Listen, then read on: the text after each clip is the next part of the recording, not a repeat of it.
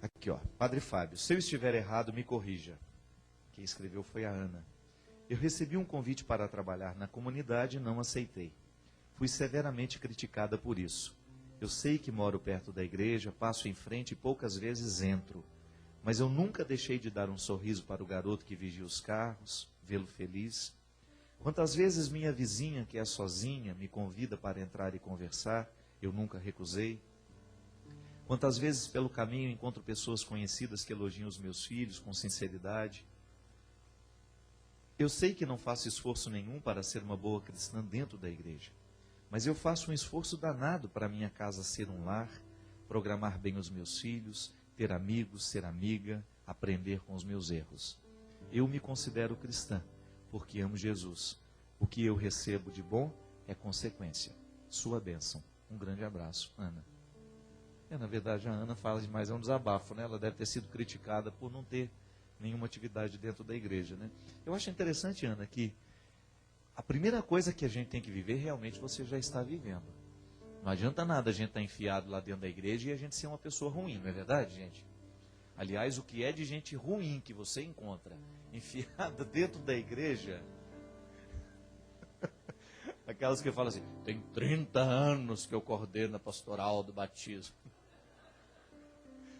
Mas ela é um mau humor em pessoa, ninguém aguenta ela em casa, né? Precisou, às vezes está precisando ser batizada. Batizada na alegria, né? Para ver se melhora, né? Às vezes a gente é um contratestemunho mesmo. Às vezes as pessoas veem, aquele lá está lá dentro da igreja. Deus me livre, eu não quero ser igual a ela, não. O grande problema, o Nietzsche dizia isso, né? Um filósofo ateu, ele falava assim, o problema do cristianismo não é Jesus, são os cristãos. A palavra de Jesus é maravilhosa, a vida de Jesus é maravilhosa, mas quando você olha para os cristãos, se desanima. E ele tem um pouco de razão. Às vezes, minha gente, nós acreditamos, né? Nós acreditamos a nossa salvação na nossa pertença à igreja. Cuidado. Porque às vezes, e Jesus já falava isso, as prostitutas vos precedem, isto é, vão entrar antes de vocês no reino dos céus. Porque Jesus sabia muito bem da qualidade religiosa que se tinha naquele tempo. Ele via os bastidores dos templos e ele via que o espírito que prevalecia ali realmente não era um espírito bom. As pessoas não agiam, né? O culto religioso não era para torná-las melhores, mas era para aparecer. Quando você via que aquela pessoa estava fazendo tudo o que estava fazendo para ser vista. Jesus criticou severamente os fariseus, chamou de sepulcro caiado. O que é um sepulcro caiado, né? A gente sabe direitinho, é aquela cova feia que só passou uma de mão de cal. Tá tudo podre ali dentro. Mas por fora a gente faz bonitinho, aquele mármore, aquela coisa toda. Mas vai abrir lá para você ver que tristeza que é. A contradição da beleza do que está fora para a podridão que está dentro. É isso que nós precisamos analisar. Eu sempre digo isso, olha, religião de cumprir preceito, de fazer o absolutamente necessário, não. Agora, Ana, pode ser que dessa sua experiência de bondade nós estejamos necessitados. É bonito isso, você pensar assim. Já que você sente que está tão bem encaminhada para a vida, quem sabe a sua participação na comunidade vai ajudar a encaminhar bem os que estão lá. O seu testemunho pode ser mais vivo. Mas que isso não seja uma obrigação, minha filha. Se você não descobrir o valor de estar lá dentro, não adianta. Não adianta você ir por obrigação. A participação na comunidade, ela tem que ser fruto de um movimento natural de Deus em nós. E volto a dizer, às vezes a gente fica condenando as pessoas porque elas não participam do mesmo grupo que nós. Vocês recordam isso? Quando começou o movimento de renovação carismática, o quanto que quem não era da renovação carismática era desprezado? Parecia que estava no inferno. A gente, né? Quantas vezes eu fiz esse discurso? Assim, ela é uma pessoa, mas ela não é renovada. Como se ela fosse uma pessoa de segunda categoria, né? Terceira categoria. A renovação, não, pelo amor de Deus. E tanto é que a gente superou tudo isso, né? A gente enxergar que quanto mais Deus entra na nossa vida, mais tolerante a gente fica com os outros. Um termômetro bonito de conversão é a tolerância.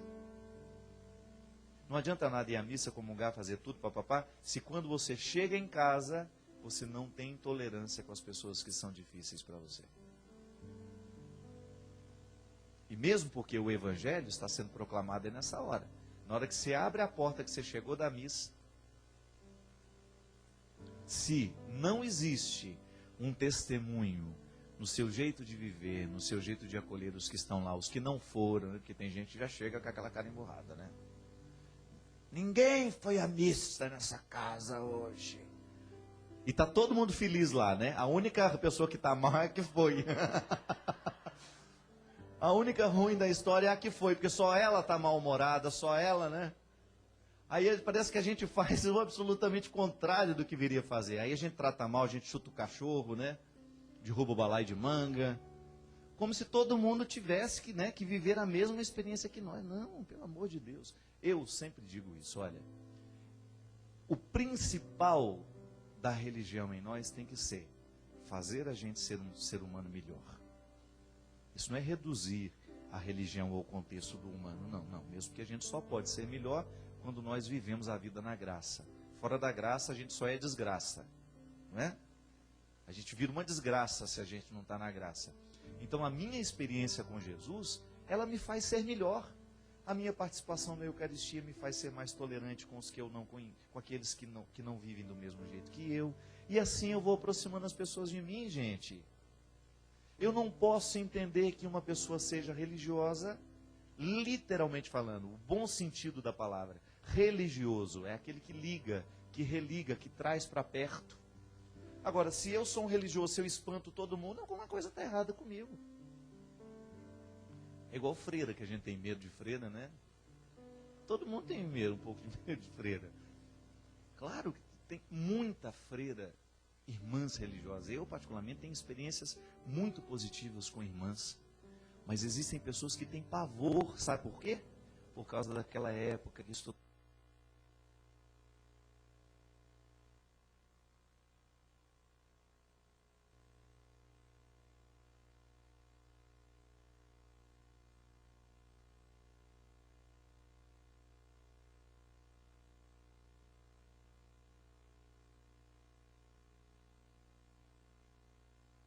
Passou um padre pela minha vida que até pouco tempo eu tinha pesadelo com ele.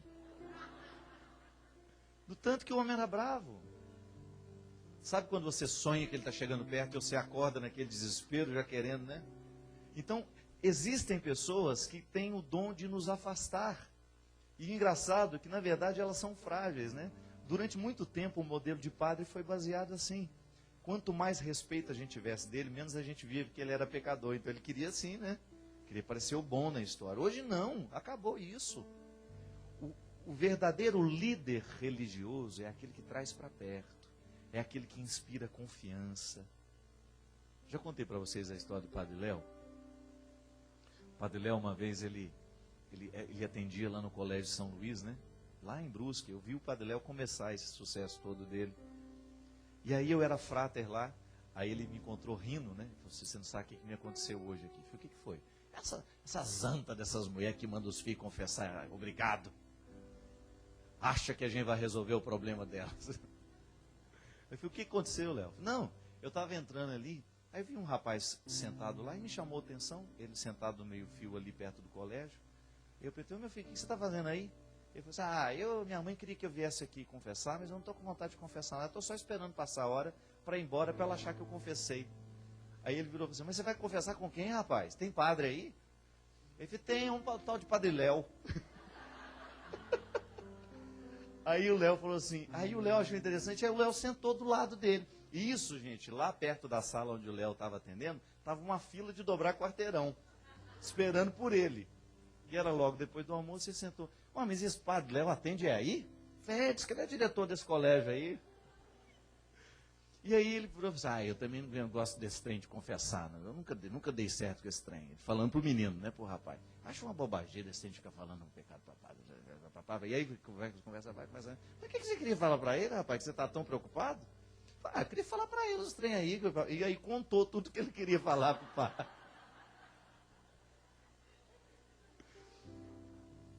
Aí contou tudo que tinha que falar. Não, na verdade minha mãe queria que eu viesse, porque ela sabe que eu fiz, papapá. Aí o Léo falou assim, e aí o Léo foi conversando. Eu falei, pois é, eu sou o padre Léo, rapaz. Aí ele levou aquele susto, e nisso sorriu, né? E já, enfim, já estava religado. Tá vendo a experiência religiosa? Como que é? A experiência religiosa é essa que nos traz para perto, que nos dá coragem de contar o que a gente tem de pior. Isso é que é bonito. A experiência religiosa nos une em dois pontos, no que a gente tem de mais bonito e no que a gente tem de mais feio. E não precisa ser padre para fazer isso na sua vida não, viu? Às vezes você tem amigos que cumprem o papel de serem religiosos na sua vida, porque eles lhe encorajam para você trazer para fora o que você tem de pior. Ou lhe encorajam para trazer para fora o que você tem de melhor. Aquela experiência de quebrar os paradigmas, né?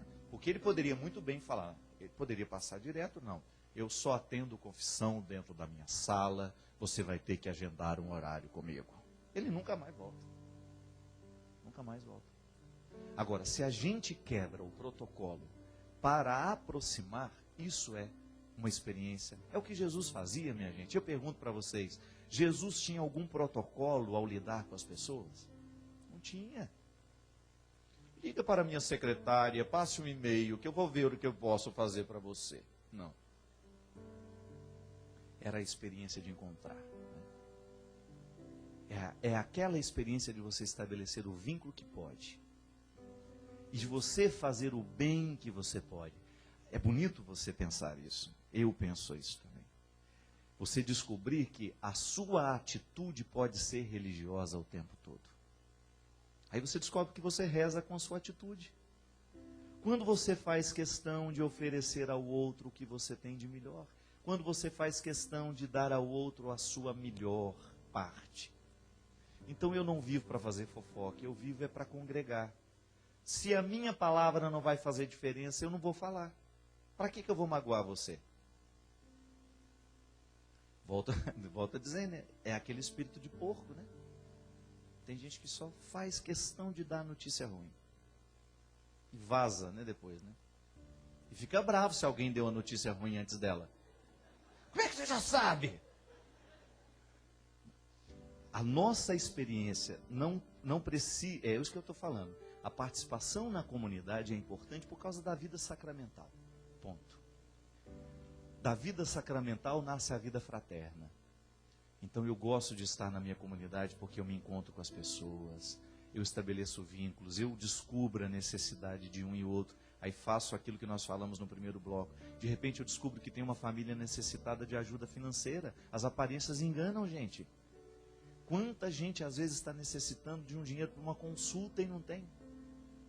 Quantas pessoas estão necessitadas às vezes de uma caixa de remédio e não tem coragem de pedir? A crise, ela está em todo lugar. E aí entra o desdobramento da vida na comunidade, que é a minha sensibilidade em perceber as pessoas, em tratá-las bem, em acolhê-las, em ser amigo delas. Isso é cristianismo. Veja bem que no antigo, lá no Ato dos Apóstolos, qual é a palavra que deve identificar a comunidade? É a comunhão. Tanto é que, olha, os cristãos eram vistos, e o que eles falavam? Vede como se amam. Esse é o termômetro. A nossa religião, ela está provocando frutos em nós à medida em que nós estamos demonstrando que nós amamos. Se não, é conversa fiada. É conversa para boi dormir. É rito que não tem poder de mudar a vida de ninguém. Nós não podemos fazer uma experiência assim. Não posso estar dentro da igreja, mas se a igreja não está dentro de mim, não vai acontecer nada na minha vida. Senão o reino não acontece. Meu avião cai, as coisas caem, eu vou para o chão, mas nada é transformado dentro de mim. A gente não falava no início do programa que no momento da queda nós descobrimos um jeito novo de renascer, de levantar, de recomeçar? Pronto, é disso que nós estamos falando.